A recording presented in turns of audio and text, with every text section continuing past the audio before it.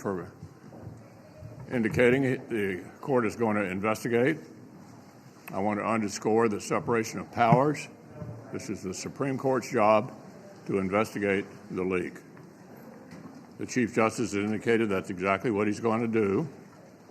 And I hope that the leaker, who is extremely likely to be found given the limited number of people who have the ability to access early drafts of opinions, will be dealt with as severely as the law may allow, and certainly the Supreme Court, as the most prominent law body in the country, would know what is the appropriate penalty. On Ukraine, I want to reiterate to the administration the way to get relief to Ukraine quickly is for the Ukraine package to move by itself. There is overwhelming bipartisan support for getting the Ukrainians as much help as they need as quickly as possible. For that to happen here in the Congress, that package needs to be moved all by itself without the other extraneous issues that we've been debating related to Title 42 and additional help for therapeutics. So that's the way to make progress on Ukraine quickly. With regard to the revelation of today, I'm confident the Chief Justice and the Supreme Court will find the leaker and move forward to apply appropriate punishment. Well, I'd like to associate myself with the remarks of the leader with respect to the leak at the Supreme Court. The court is an independent branch of our government, and they need to conduct their own independent investigation, get to the bottom of this, and hold those responsible accountable. Last week, the President of the United States made a fairly revealing comment when he said that children are not their parents' children when they're in the classroom. And it's revealing in a lot of ways because I think it emphasizes the Democrats' view when it comes to kids, and the teachers' union's views when it comes to our kids. And I think that was probably put on full display when the administration adopted a rule that requires toddlers to wear masks if they are in a Head Start facility, even if they are outside on the playground.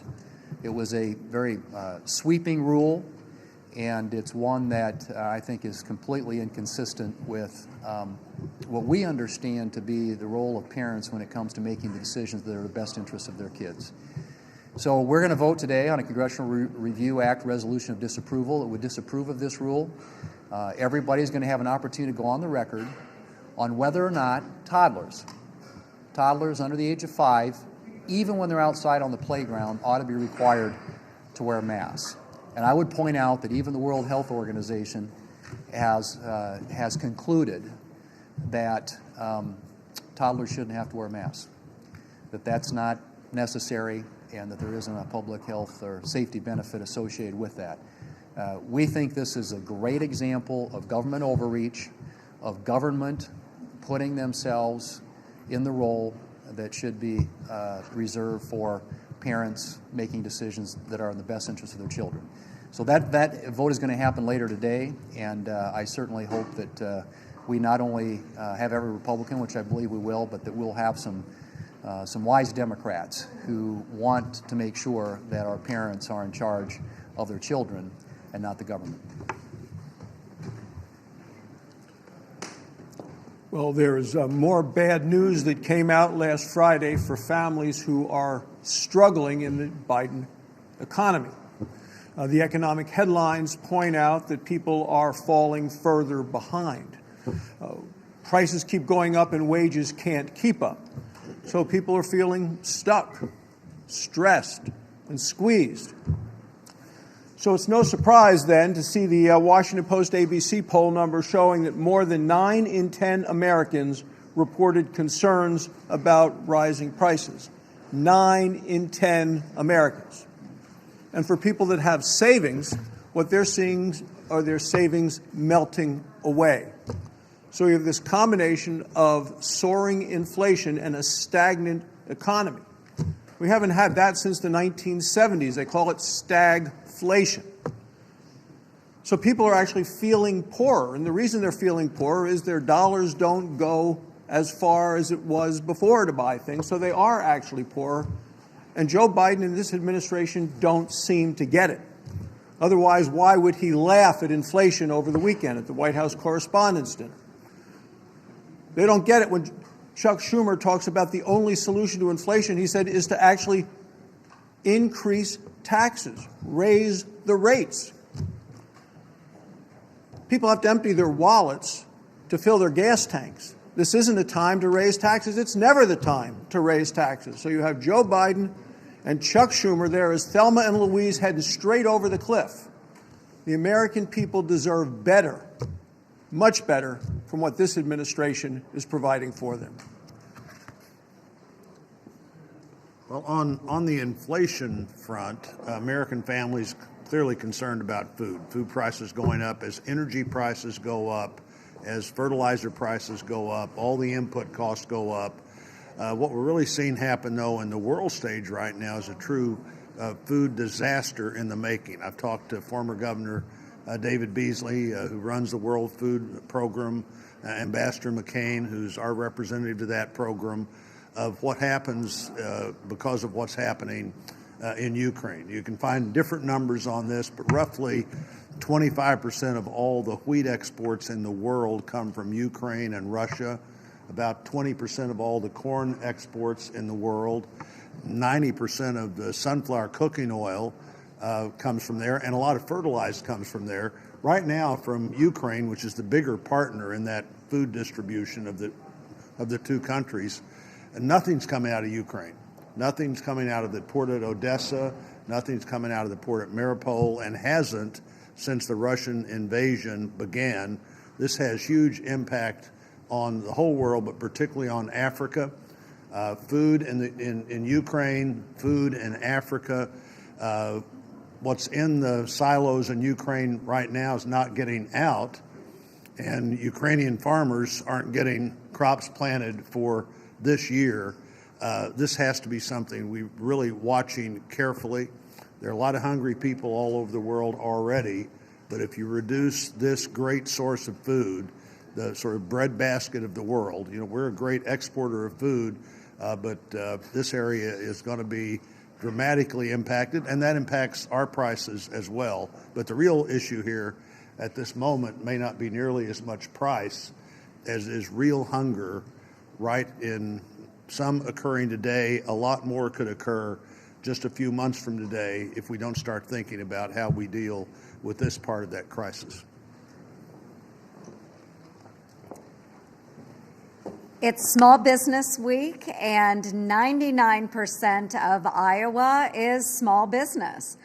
And so as a senior Republican on the Small Business Committee, I am working very hard to find ways to help our small businesses and really get big government off of their backs. What I would like to see, of course, is unleashing more American energy and increasing innovation. And so much of that innovation does come from our small businesses. So now the Democrats, of course, had a bit of bad news again this last week, with the GDP this last quarter slipping another 1.4%. That is bad news across the board. And what we need to see, again, is really focusing on ways that we can build up small businesses, unleash the economy. But what their answer is, as Democrats with Leader Schumer, is to say, we need to raise your taxes and spend more money as a federal government. And folks, I'm here to tell you, it hasn't worked in the past year plus of the Biden administration. It's not going to work when Americans and small businesses are hurting with so many inflationary issues and supply chain challenges. So again, let's find ways to ease the burden off of our small businesses. Let's get big government off of their backs, and let's get this economy roaring the way it should. Let's see some shifts in leadership and make sure we're supporting our small businesses.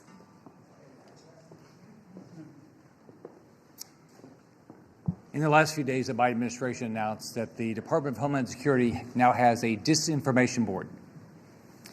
This isn't about the truth. This isn't about protecting families. This is about your federal government deciding what truth is and what speech is acceptable. Anybody that read George Orwell's 1984 remembers the thought police. In the thought police, they would tell everybody exactly how they could think and what they could say. If you remember this, we've been dealing with this with social media, where they decided that, taking an example with Hunter Biden's laptop, what was true and what was not true. And Republican senators were conspiracy theorists because that's what they decided. Now we know that all the stories about Biden's laptop, it was Hunter Biden's laptop. So every American should be concerned about the Biden administration now creating a disinformation board that is going to be able to tell Americans what the truth is. Just like PolitiFact, they'll go off to the left. They'll tell Americans exactly what the truth is and what you can talk about. You've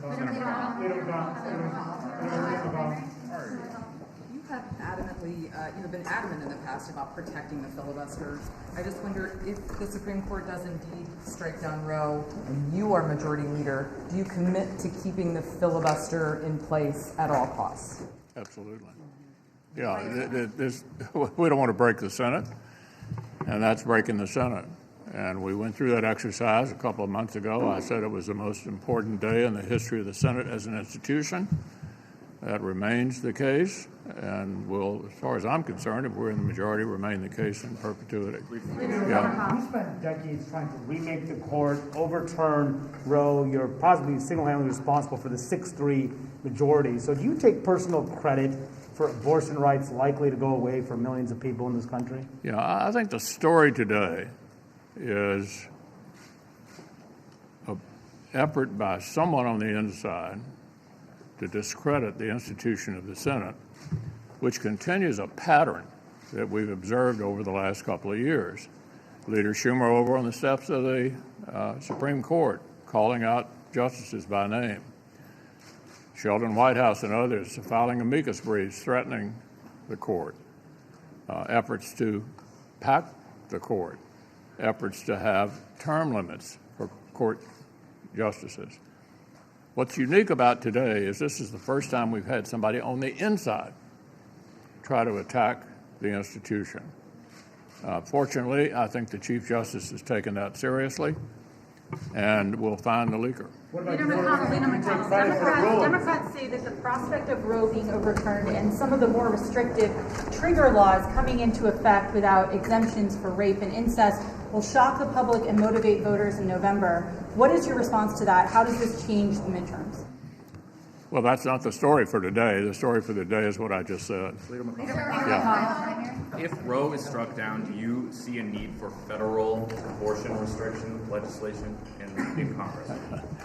Look, all of this puts the cart before the horse. We have 3 Supreme Court clerks in my conference. They all explain the procedure. And our entire conversation today was about what I've just been talking to you about. And you need, it seems to me, excuse the lecture, to concentrate on what the news is today. Not a leaked draft, but the fact that the draft was leaked. On that, what is the crime standard?